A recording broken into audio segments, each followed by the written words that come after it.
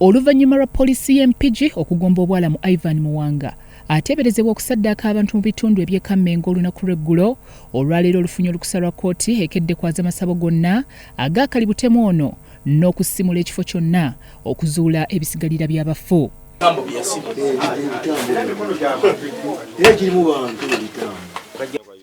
Ivan obusungu bwe muliinako lwa nsonga nti nno tufunyeemu nti twemulugunya nti ayinamu omwo abaana be yakola ki be yatta bangi mwebali era obuwanga bonna babusanzeemu kati bwe busungu bwe abaana baffe baabula basatu nako Ssenyonjo Isima nako Nabuyungo Betty. Ebyokwerinda bibadde binywevu e Lunyerere awasangibwa amasabo g'omumpembe ono ng'okwaza kuno kugenda mu maaso era poliisi ekukunuddeyo ebiwuduwudu by'abafu ebikalu 2, amagumba, emikono gy'abakyala emisibe mu mbugo, akakebe ka kalifoomu, amajambiya n'amafumu nga Lydia Tushabe ayogerera poliisi y'e Katonga bw'annyonnyola.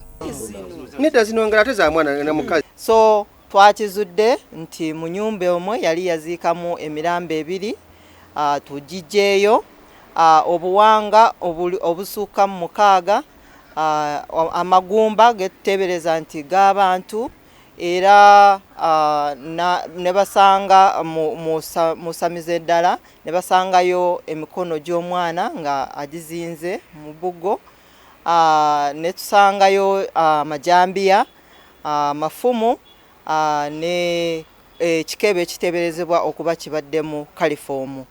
Wenjogerera emirambo etwaliddwa Mulago mochare site mochare okugyekebejja okugijjako endaga butonde. So ku lwekyo ffe nga poliisi tukubiriza abantu bonna ababuliddwako abantu baabwe okuvaayo okujja okutuyambako mu kunoonyereza. Bino olugudde matu g'abatuuze amaziga ne gabayunguka. Kale Ivan, kale kale Ivan. Ivan oli mubi. Ivan oli mubi. Oli mubi Ivan. Tusanze obuzibu ku kyalo omutuuze munnaffe oyo mwesiganga mutuuze kumbe mutujju. Era tulina obulume bungi ku baana ababuze ku kitundu kyaffe saako ne bannaffe amaziga ge bakawa ebbalibbali. Era abayingiddeko mu batuwa obukakafu nti basanzemu emirambo mu nnyumba ye ebyaddala ddala ebitali byakukweka. Batulondolere ani akibaddemu omukono kuba tabadde yekka kukirabika wano ku bantu abazze babula ku byalo abantu abazze bafa tufiirwa abantu abaana bazze babula kuva mu myaka 5 tuzze mu manya gundi yambulako obujulizi bukakasiza nti ono yakola ki twagala obwenkanya ku bantu baffe batuwadde obukumi bulungi balondolodde buli tusima poliisi y'eggwanga yonna kyekoze Kammengo Mpigi. Sadi Mwanje amyuka RDC Mpigi abuze kata ssentebe w'ekyalo kino Abuddu Ssennoga okumussa ku mpingu nga nnyonnyola ebitagatta. Kati kiwuduwudu okisanze abantu b'ekyalo babadde baggye abantu naye okujjako ebyabantu ebyogerwa siwuliranga kanga abantu bano waddewo ki embaga wadde ekijjulo. Chairman twatuuza meeting ya mumyuka tewaliiwo nga tutuuza meeting eri nze kale ekyendaba asinzidde ku byalabye mu kifo kino n'alangirira ekikwekweto Tokowenja kubeesamiza ebitaliiyo. Ebyokwerinda okutandika nti nebadde manduso tugenda kutandikirawo ebikwekweto eri amasabo gonna mu district. Amasabo gonna nga sigana okukawula okunoonyereza biki ebifa mu masabo gonna era tutandise mukimanyi bunnyo nti wano twakafuna incidents ez'enjawulo mu Mpigi twakagifuna Embaale yalimu omutaka lw'omwa neyatta omutaka lw'omwa yalimu tugifunyeeko amirambo emirala gwasuuliddwa kati ne wano tusaba nti tugenda kutandikirawo nga district okunoonyereza ku bantu bano era mbakakasa tugenda kukituukiza kubanga tiimu yaffe weeri ate ne tiimu y'abasawo weeri. Akwataganya ne Sharon Mulungi Kaweesi ayayanira obukulembeze Mpigi ne bawabula abazadde ku nkuuma y'abaana baabwe mu luwummula.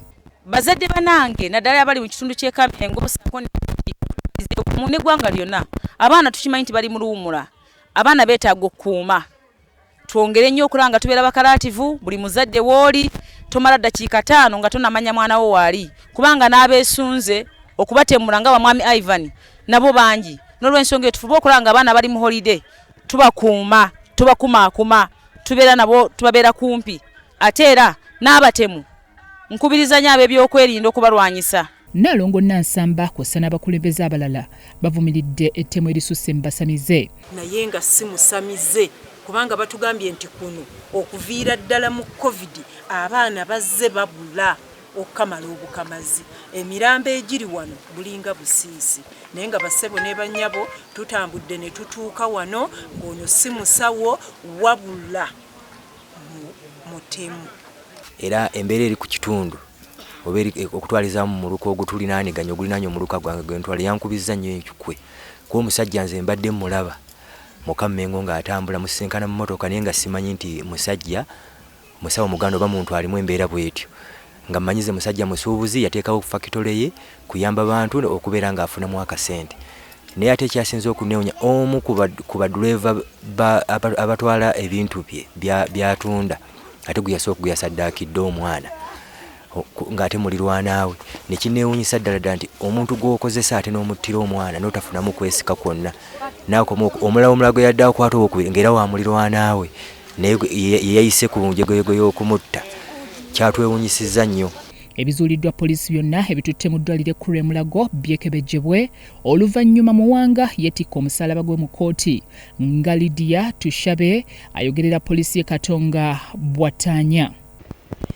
Okunoonyereza kwaffe bwe kuba kuwedde tujja mutwala mu kkooti kubanga kati waali wano twaguddewo fayiro bwe kuba tumaliriza nga tufunye byonna byeteetaagisa agenda kutwalibwa mu kkooti. Saawa zino tukyalaba omusango ogw'okusaddaaka guno gufoolinga under human trafficking oba okukusa abantu nga bwe tuba tumaze okuggyako abantu endaga butonde ekyo nakyo kijja tuyamba nti bano abantu beyatta so tumuteekako omusango ogw'obusi ogw'okusaddaaka abantu. Emmotoka y'omusanize ebirime wamu n'ebyomunju poliisi ebitutte ebiwa bukuumi bya Mutali Mwakizito Vincent ku Rasalt TV Omunnyo.